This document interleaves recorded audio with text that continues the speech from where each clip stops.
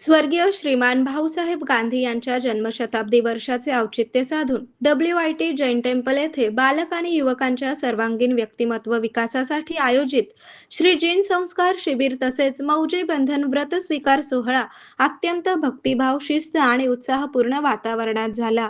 या शिबिरातून बालमनांवर लहानपणापासूनच अध्यात्म, संयम, शुद्ध आहार आणि सुसंस्कारांचे बीजारोपण करण्याचा प्रभावी प्रयत्न करण्यात आला.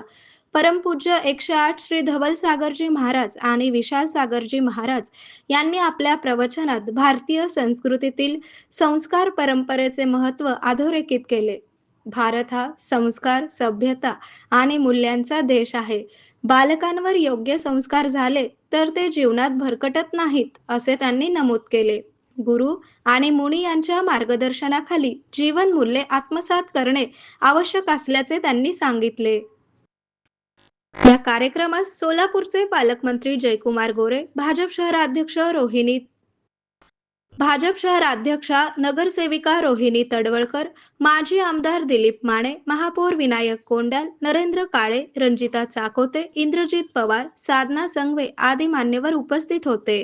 त्यांनी महाराजांना श्रीफळ अर्पण करून आशीर्वाद घेतले. पालकमंत्री जयकुमार गोरे यांनी सोलापूरमध्ये सामाजिक एकोपा राखत आदर्श विकास घडवण्याचे आश्वासन दिले. आरोग्य म्हणजे केवळ औषध नाही, तर निसर्गाच्या योग्य उपचारांनी मिळणारी खरी आरामदायक अनुभूती. सोलापूरमध्ये निसर्गोपचाराचं विश्वासाचं नाव लिमये निसर्गोपचार केंद्र.